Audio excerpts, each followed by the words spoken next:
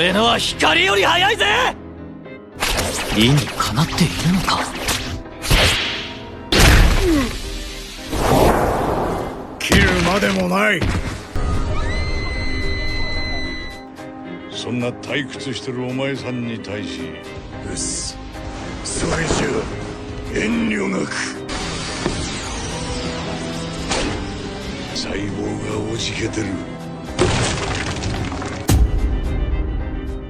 Cerita ini mengambil latar sekitar setahun setelah pertarungan Baki melawan ayahnya, yaitu Yujiro Hanma. Sampai sekarang, Baki masih terus latihan keras demi bisa melampaui monster terkuat di dunia itu. Tapi anehnya, akhir-akhir ini Baki malah sering menguap. Bukan karena capek, melainkan karena bosan. Sudah lama gak ada lawan yang bisa bikin darahnya mendidih. Sementara itu di Amerika, ada pegulat profesional bernama Atlas yang sudah jadi juara selama 7 tahun berturut-turut. Karena terlalu sering menang, Atlas juga merasa jenuh.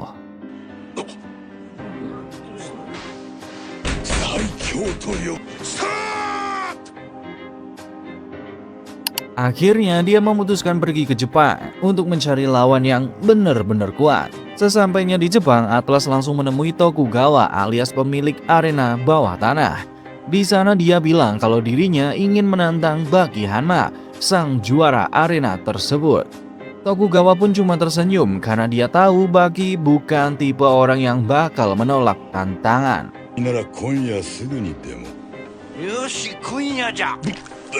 Malam harinya mereka akhirnya bertemu di arena bawah tanah.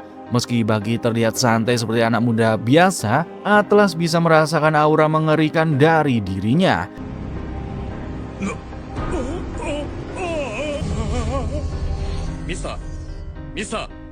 Walaupun begitu, Atlas tetap percaya diri dan penasaran seperti apa kekuatan asli lawannya itu. Tapi ternyata pertarungannya jauh lebih cepat dari yang dibayangkan. Baru saja dimulai, Baki langsung menjatuhkan Atlas dengan serangan kepala bertubi-tubi sampai pegulat itu pingsan.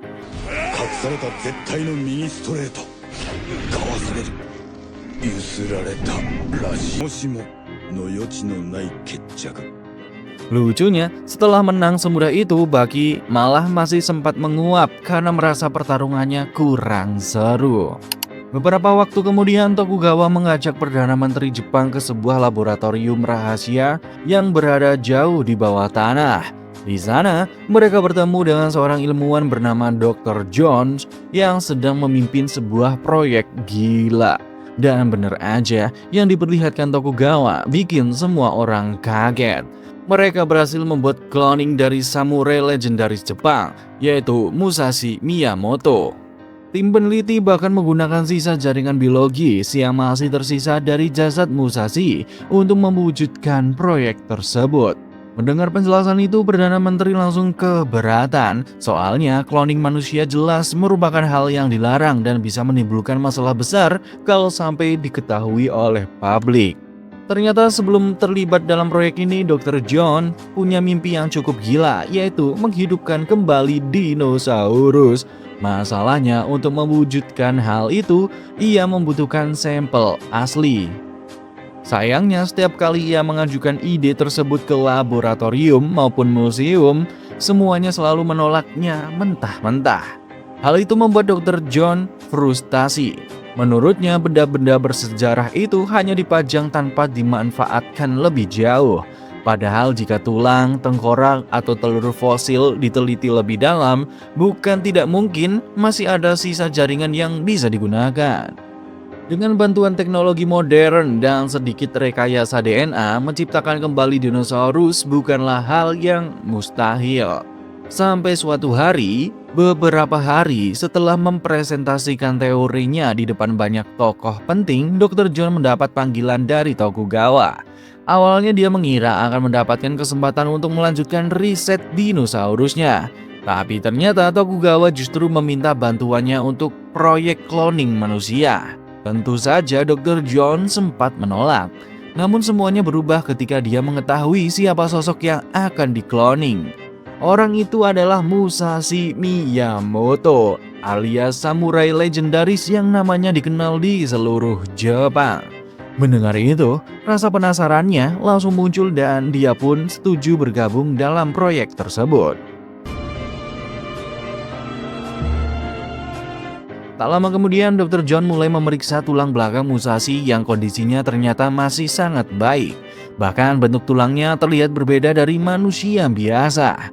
Baginya, kerangka seseorang seringkali mencerminkan bagaimana hidup yang dijalaninya. Dan dari tulang itu saja, dia bisa merasakan bahwa pemiliknya memang seorang petarung luar biasa.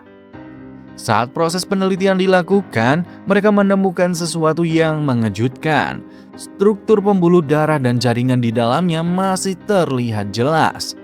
Penemuan itu membuat Dr. John begitu emosional. Rasanya seperti mereka akan menjadi orang yang menghadirkan kembali Musashi ke dunia. Eksperimen pun dimulai. Sel telur yang telah disiapkan digabungkan dengan materi genetik milik Musashi. Para ilmuwan sangat yakin dengan teknologi yang mereka miliki sekarang. Bahkan salah satu peneliti bernama Hitoshi percaya bahwa dalam waktu singkat mereka sudah bisa melihat perkembangan janin tersebut. Bulan demi bulan pun berlalu, sementara para petarung di berbagai tempat tetap menjalani latihan mereka. Entah kenapa banyak dari mereka mulai merasakan kebosanan yang aneh, seolah tidak ada lagi tantangan yang cukup menarik bagi mereka. Hingga akhirnya setelah 11 bulan lebih sejak proses pembuahan dimulai, tubuh Musashi berkembang dengan sangat cepat dan telah mencapai usia biologis sekitar 32 tahun. Saat melihat sosoknya untuk pertama kali, semua orang di ruangan itu dibuat kagum. Tubuhnya terlihat gagah dan memancarkan aura yang luar biasa. Sementara itu, cerita kemudian beralih ke Hanayama yang saat itu sedang bersama Shiba Chiharu.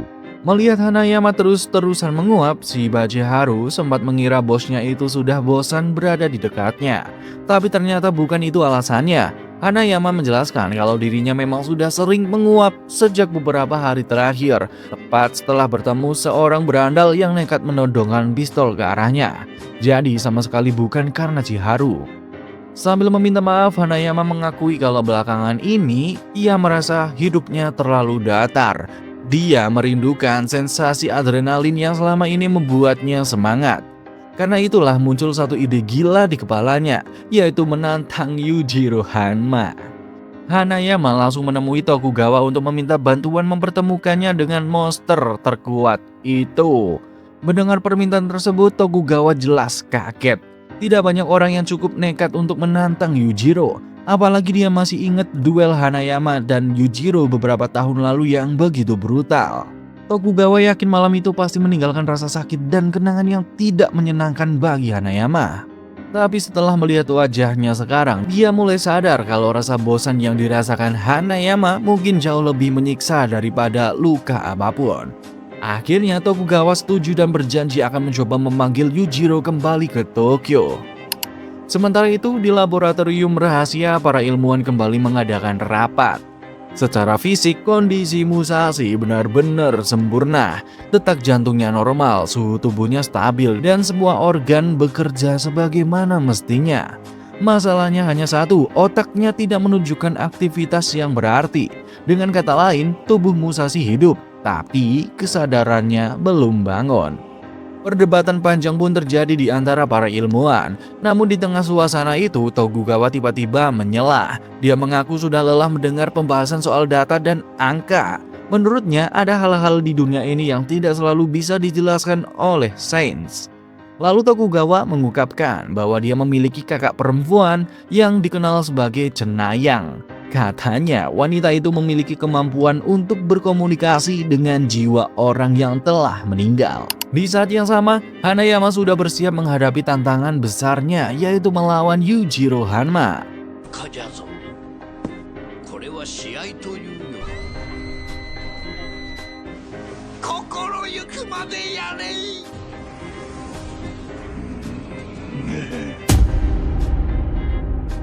Sedangkan di laboratorium, kakak Tokugawa akhirnya tiba. Setelah memeriksa kondisi Musashi, dia dengan santai mengatakan bahwa dirinya hanya butuh 5 menit untuk membangunkan sang samurai legendaris. Tentu saja ucapan itu langsung membuat beberapa ilmuwan tidak nyaman. Salah satunya adalah Kinichi yang terang-terangan menolak ide tersebut. Baginya mempercayai hal-hal mistis seperti itu sama saja meremehkan seluruh kerja keras dunia sains. Dia bahkan meminta Dr. John untuk menghentikan ritual tersebut sebelum dimulai. Merasa kemampuannya diragukan, wanita itu langsung menunjukkan buktinya. Dia mulai memanggil arwah kakek milik Kinichi dan membiarkan roh tersebut berbicara melalui tubuhnya. Yang bikin semua orang melongo, roh itu mulai membocorkan berbagai rahasia memalukan yang hanya diketahui oleh Kinichi dan kakeknya. Setelah mendengar semua itu, Kinichi pun tidak bisa berkata banyak lagi. 殺されたも誰が降りてきたのかな。わしがわからんか。別なのは理解ではない実感だ。先入観を捨てよ。ものは試しということで。 Sementara itu, di tempat lain, Hanayama terlihat cukup senang karena Yujiro benar-benar datang memenuhi tantangannya. Mereka berjalan santai sambil berbincang sebentar. Di tengah perjalanan, Hanayama baru sadar kalau sejak bertemu Yujiro, rasa bosan yang selama ini mengganggunya tiba-tiba hilang. Bahkan dia sudah tidak menguap lagi. Melihat Hanayama yang begitu bersemangat, Yujiro pun bertanya apa sebenarnya yang ia inginkan. Tapi saat itu seorang pemuda datang meminta tanda tangan. 取り込み中だ。あれはサインより嬉しい。 Setelah urusan kecil itu selesai, Hanayama tidak ingin membuang waktu lagi dan langsung mengajak Yujiro bertarung. Meski lokasi mereka saat itu jauh dari kata ideal untuk sebuah duel. 思いを打ち込む断じ故に鍛えいうか、俺飛んだと思いましたもん。ゴングもない。すっげえ空振り。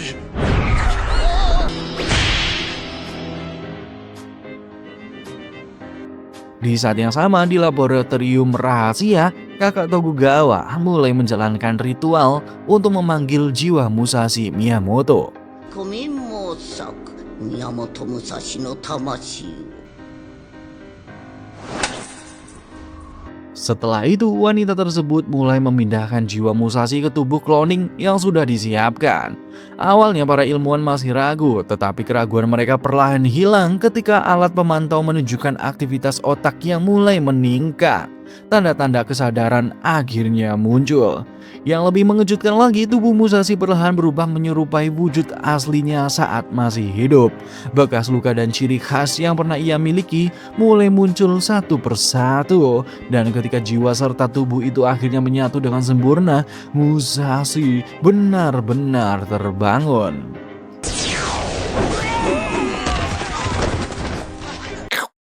Ampun bosku.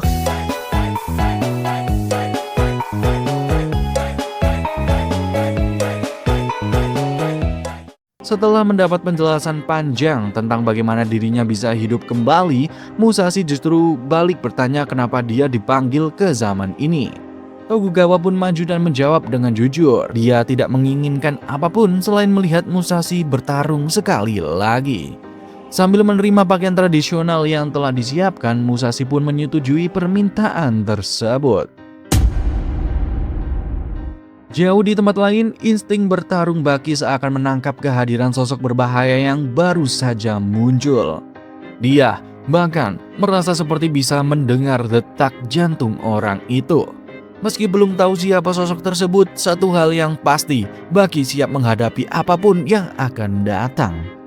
Cerita lalu beralih ke Musashi Miyamoto yang masih terus dibuat takjub dengan Jepang yang sudah modern. Baginya negeri ini sudah berubah total dibandingkan 400 tahun lalu. Musashi pun tak henti-hentinya melontarkan pertanyaan tentang bagaimana semua perkembangan itu bisa terjadi. Melihat rasa penasarannya, Tokugawa mengajak Musashi mengunjungi arena bawah tanah miliknya. Dia yakin Musashi bakal menyukai tempat tersebut. Apalagi di sana ada seseorang yang ingin dia perkenalkan, yaitu Kyoichiro Sabu. Seorang pendekar pedang modern yang terkenal karena kemampuannya. Namun saat mereka bertemu, ekspresi Kyoichiro langsung berubah. Dia merasakan sesuatu yang mengerikan dari Musashi. Dalam sekejap, instingnya seperti memperlihatkan berbagai skenario kematian yang bisa terjadi. Seolah-olah dia sudah ditebas berkali-kali oleh pria yang berdiri di hadapannya itu. Padahal semua itu hanya terjadi di dalam pikirannya saja. Tak lama kemudian, Musashi meminta izin meminjam katana milik Kyoichiro. Saat menggenggam pedang itu, dia tampak bernostalgia dengan masa lalunya. Meski memuji bentuknya yang indah, Musashi merasa kualitas besinya tidak cukup baik untuk digunakan dalam pertarungan sungguhan. Kyoichiro sendiri masih sulit percaya bahwa orang di depannya benar-benar Musashi Miyamoto. Sementara Musashi dengan santainya mengatakan bahwa dia siap menghadapi siapapun yang dianggap sebagai petarung terkuat di Jepang saat ini, apapun senjata yang mereka gunakan. Miyamoto Musashi to moshimasu. Yoroshiku. Di sisi lain, Baki akhirnya datang ke kediaman Tokugawa. Di sana dia mendengar cerita tentang Hanayama yang menantang Yujiro Hanma karena ingin menghilangkan rasa bosannya. Tokugawa menjelaskan bagaimana Hanayama menyerang dengan penuh semangat, tetapi Yujiro langsung membalas dengan satu pukulan dahsyat yang keluar begitu cepat. Menurut Tokugawa, meskipun kalah, Hanayama pasti merasa sangat puas dengan pertarungan itu. Namun perhatian Baki tidak terlalu tertuju pada cerita tersebut. Sejak tiba, dia sudah merasakan ada seseorang yang luar biasa kuat berada di ruangan sebelah. Sebagai putra Yujiro Hanma, insting bertarungnya sangat tajam. Bahkan hanya dari balik pintu, dia bisa merasakan tekanan yang mengintimidasi. Dan tiba-tiba tanpa ada serangan nyata sama sekali, Baki merasa seolah kakinya baru saja ditebas. Saat Baki dan Musashi akhirnya saling berhadapan, keduanya langsung merasakan sesuatu yang berbeda. Di mata Musashi, Baki terlihat seperti hidangan besar yang siap disantap. Sementara bagi Baki, aura Musashi terasa seperti ledakan dahsyat yang menyerupai jamur bom nuklir. Bahkan sebelum ada yang memperkenalkan mereka, Baki sudah bisa menebak identitas pria di depannya. Dia langsung bertanya apakah orang itu benar-benar Musashi Miyamoto. Meski begitu, Baki sendiri masih sulit percaya kalau sosok yang sudah meninggal ratusan tahun lalu kini bisa berdiri hidup di hadapannya. この人は宮本武蔵だ。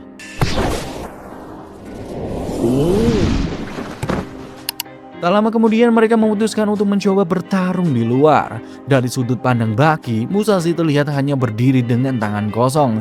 Namun instingnya mengatakan hal yang berbeda. Seolah-olah Musashi sedang memegang dua katana yang siap menebas kapan saja. Begitu Baki bergerak menyerang, semuanya berakhir dalam sekejap. どうもこうも外へ誘い出したのはそっちだぜ。差し詰め。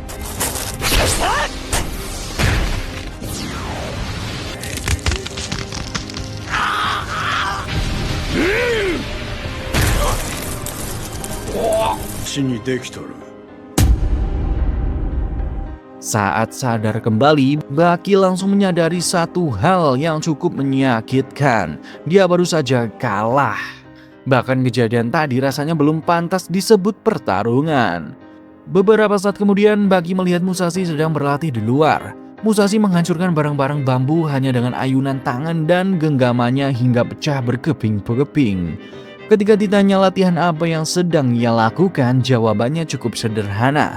Dia berlatih hanya karena ingin berlatih, bukan untuk mengasah teknik tertentu.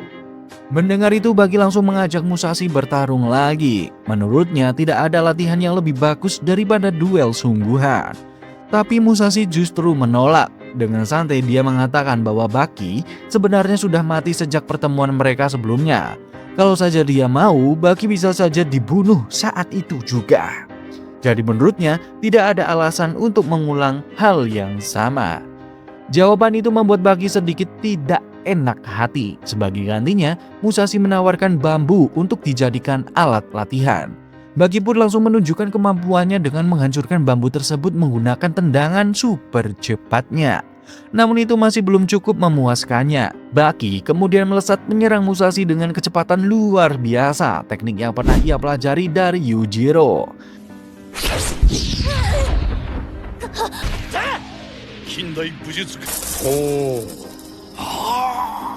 Setelah serangan itu, Baki bahkan mengklaim bahwa dalam beberapa detik terakhir dia punya kesempatan untuk membunuh Musashi beberapa kali. Musashi tidak menyangkal hal itu. Dia mengakui bahwa dalam skenario tertentu dirinya memang bisa kalah. Namun sebelum pukulan Baki benar-benar mengenainya, Musashi sebenarnya sudah membaca semuanya lebih dulu. Dia bahkan sengaja tidak menghindar karena ingin merasakan langsung seberapa kuat serangan Baki. Dan harus diakui, pukulan itu memang cukup kuat hingga membuat Musashi terjatuh. Meski begitu, setelah berdiri kembali, suasana langsung berubah. Musashi mengambil posisi layaknya seorang pendekar yang siap mencabut pedangnya kapan saja. Kali ini, dia tidak berniat menahan diri.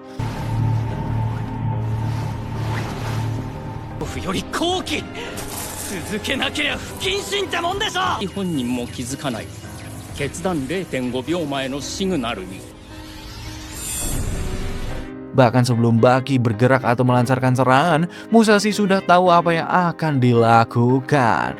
Berkat pengalaman tempurnya yang luar biasa, dia mampu mengantisipasi serangan cepat kilat sekalipun dan bergerak lebih dulu sebelum lawannya sempat bertindak. たとえその攻撃が先行のスピードでも武術経験者なら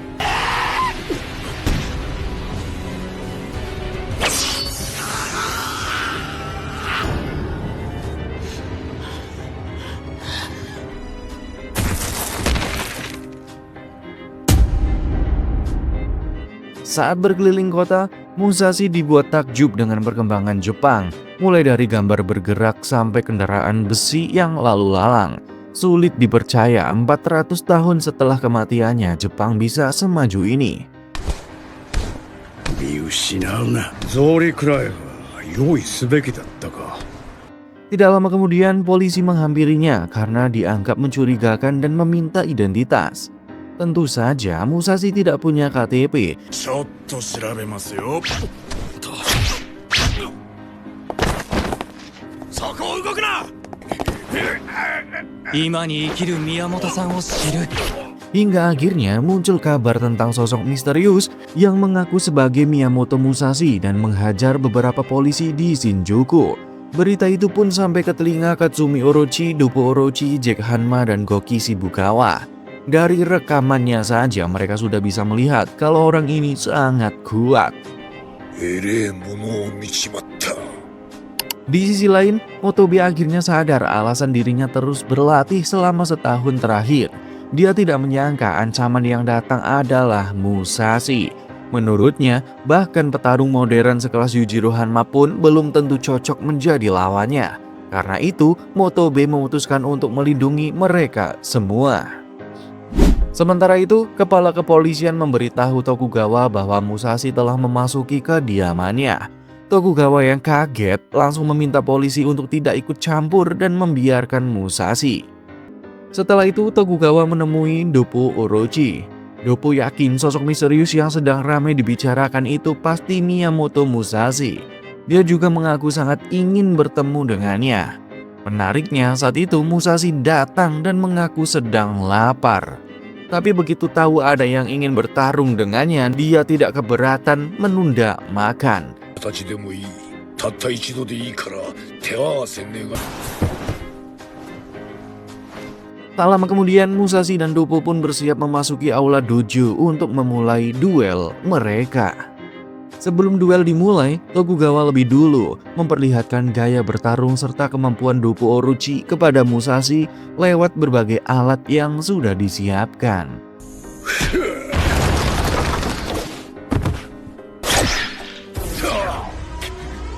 Tapi bukannya kagum, Musashi malah bilang kalau gerakan Doppo lebih mirip tarian daripada bela diri.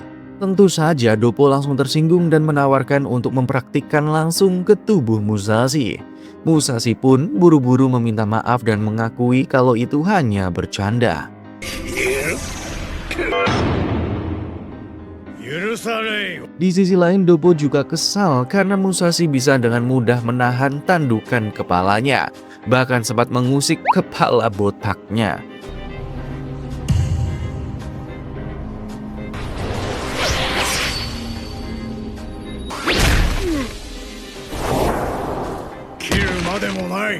Musashi sendiri cukup terkejut karena Doppo masih bisa berdiri setelah menerima tebasan diagonal darinya.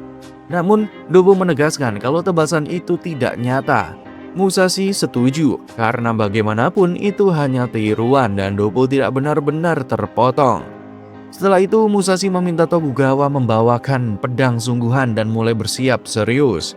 Tokugawa sempat mengingatkan Doppo untuk berpikir matang karena kali ini lawannya adalah Musashi yang membawa pedang. Meski terlihat tidak adil, Doppo tetap maju karena baginya seorang karateka juga bersenjata. Tangan, kaki, dan seluruh tubuhnya adalah senjata.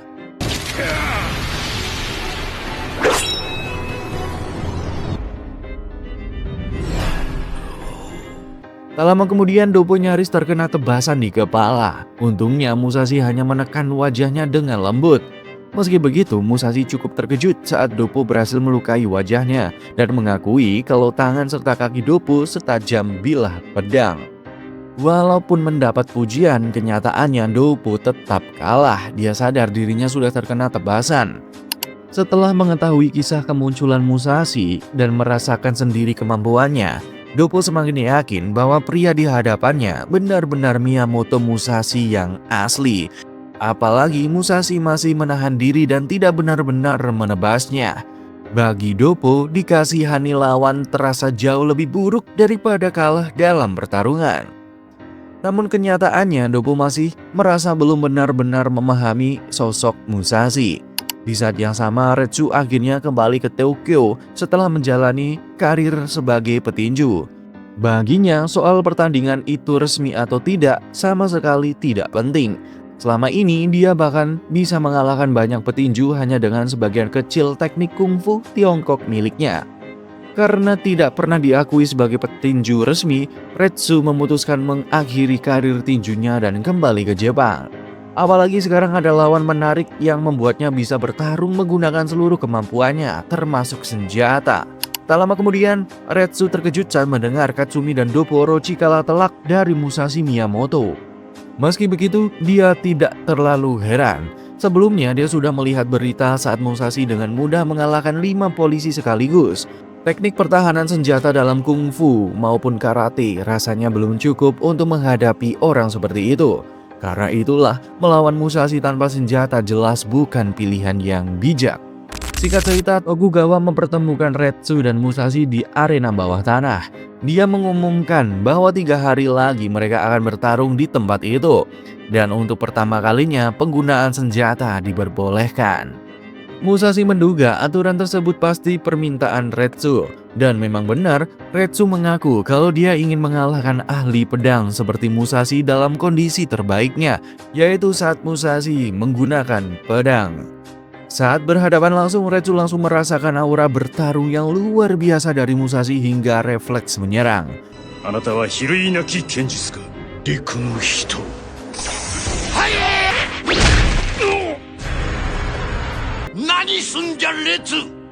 Menurutnya, Musashi lebih dulu menyerangnya lewat tekanan aura tersebut. Bahkan Retsu sudah berjanji akan memakai kaki palsu yang lebih kuat saat pertarungan nanti. Di sisi lain, Motobe datang menemui Tokugawa setelah mendengar rencana duel bebas senjata antara Retsu dan Musashi. Menurutnya, keputusan itu terlalu gegabah. Dia tahu Retsu adalah petarung yang selalu mempertaruhkan segalanya saat menghadapi lawan yang kuat. Bahkan sampai kehilangan 1 kaki pun. Tapi kali ini lawannya bukan petarung biasa, melainkan petarung legend bernama Miyamoto Musashi. Motobe juga menegaskan bahwa tujuannya bukan mengalahkan Musashi, melainkan melindungi semua orang. Dia sangat paham Musashi yang asli jauh lebih berbahaya daripada yang terlihat sekarang. Dalam sejarah, Musashi dikenal ganas dan ahli menggunakan berbagai macam senjata. Karena itulah Motobe merasa hanya dirinya yang cukup memahami pertarungan bersenjata untuk melindungi para petarung lain dari ancaman Musashi.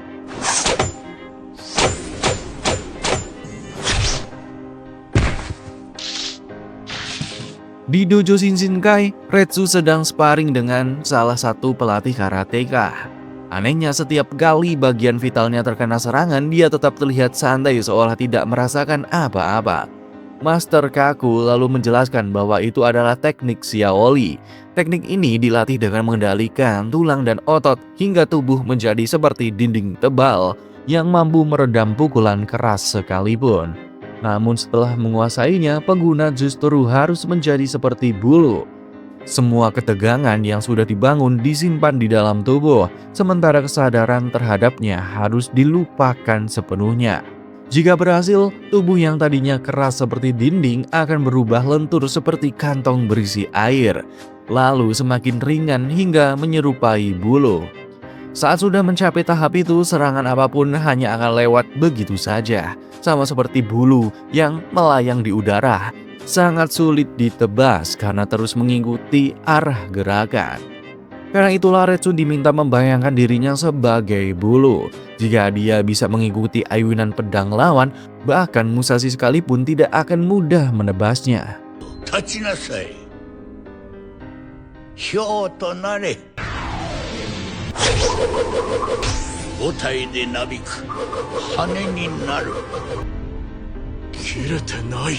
Namun setelah Master Kaku mengakui keberhasilan Retsu menguasai Xiaoli, tiba-tiba Motobi datang dan langsung memperingatkan mereka. Menurutnya, teknik seperti itu tidak akan mampu menghindari tebasan Musashi. Dan memang benar, karena saat berlatih Musashi bahkan mampu membelah bulu burung yang jatuh di depannya. Alasannya sederhana, Musashi tidak hanya mengandalkan ayunan tangan, dia juga memutar pinggul dan menggerakkan seluruh tenaga dalam setiap tebasan. Karena itu, Motobe kembali meminta Retsu mundur dari pertarungan ini. Bertarung melawan Musashi tanpa senjata saja sudah berbahaya, apalagi saat dia memegang pedang. Bahkan memakai senapan mesin pun belum tentu bisa mengalahkannya. Musashi adalah orang yang mampu menebas bulu maupun besi sekaligus. Motobe pun menegaskan kalau Retsu tetap ingin melawan Musashi, maka dia harus melewati dirinya lebih dulu.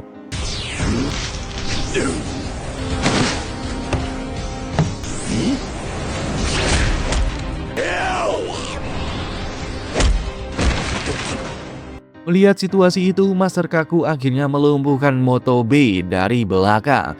Ia tahu Retsu masih setengah hati menghadapi Motobe, dan kalau dipaksakan justru bisa cedera sebelum duel melawan Musashi keesokan harinya. Keesokan malamnya, pertarungan di arena bawah tanah akhirnya dimulai. Untuk pertama kalinya, para petarung diperbolehkan menggunakan senjata, membuat suasana terasa sangat berbeda dari biasanya.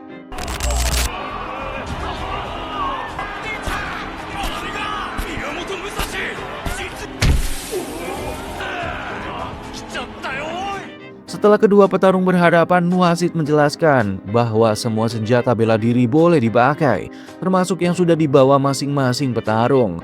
Hanya satu yang dilarang, yaitu senjata api.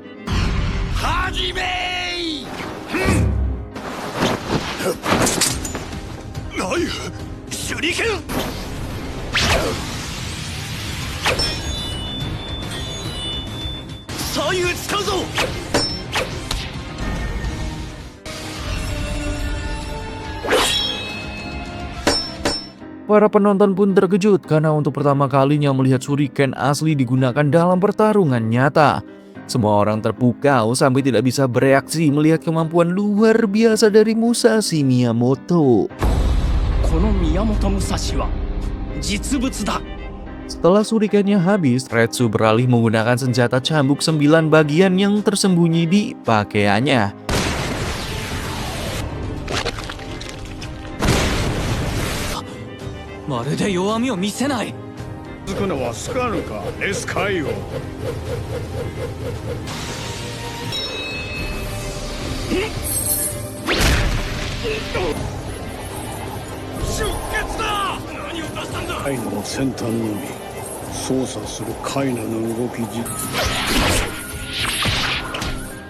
Tapi Musashi dengan santai merebut senjata itu.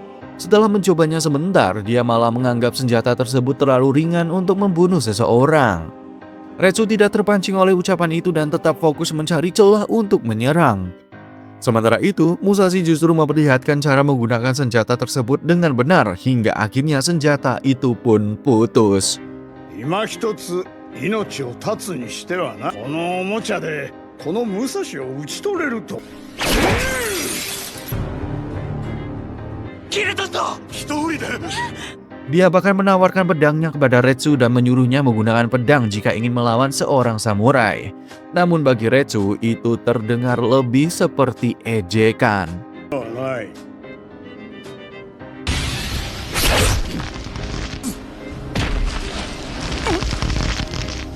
100キロを超える私を片手で。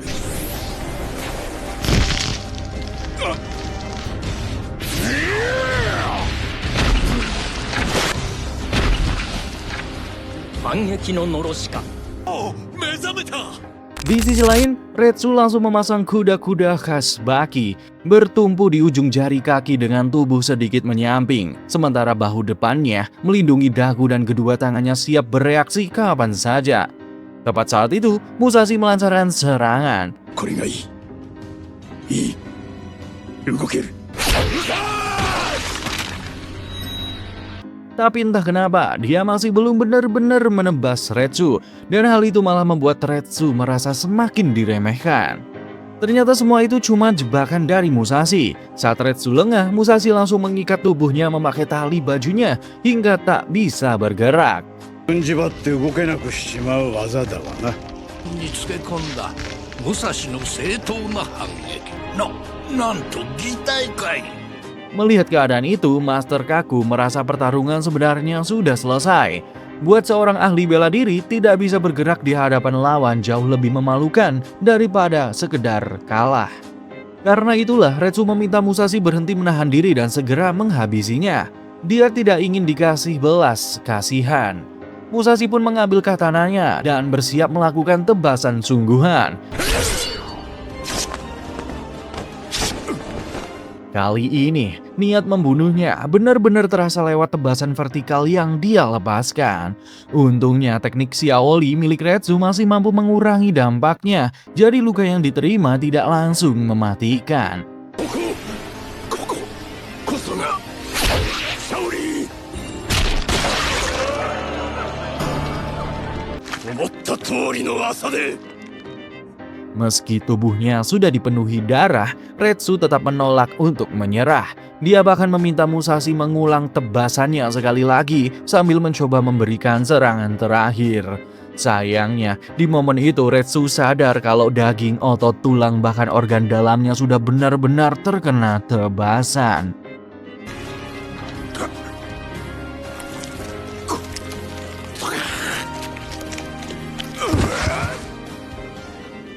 Tubuhnya sudah tidak sanggup lagi melawan. Sebelum mengembuskan nafas terakhir, dia mengakui kalau pertarungan ini telah memberinya banyak pelajaran dan akhirnya Retsu pun gugur.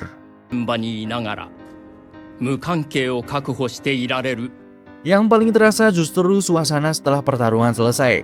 Tidak ada sorakan kemenangan ataupun tepuk tangan dari para penonton. Semua orang hanya terdiam sambil merasakan aura mengerikan dari Musashi yang terlihat benar-benar mustahil untuk dikalahkan. しないものそうなり宮本武蔵。 Tidak lama kemudian seluruh petarung arena bawah tanah berkumpul mengelilingi jasad Retsu. Kakek Tokugawa pun sangat menyayangkan kepergian seorang petarung hebat, bahkan dia sempat bertanya kepada semua orang, apakah kematian Retsu ini terjadi karena kesalahannya sendiri. Master Kaku langsung menolak anggapan kalau semua ini adalah kesalahan Tokugawa. Soalnya sejak awal Retsu sendiri yang memilih aturan pertarungan menggunakan senjata. Lagi pula, Retsu memang tipe petarung yang selalu siap mempertaruhkan nyawanya demi sebuah pertarungan. Meski begitu, Tokugawa tetap tidak bisa menghilangkan rasa bersalahnya atas kematian Retsu.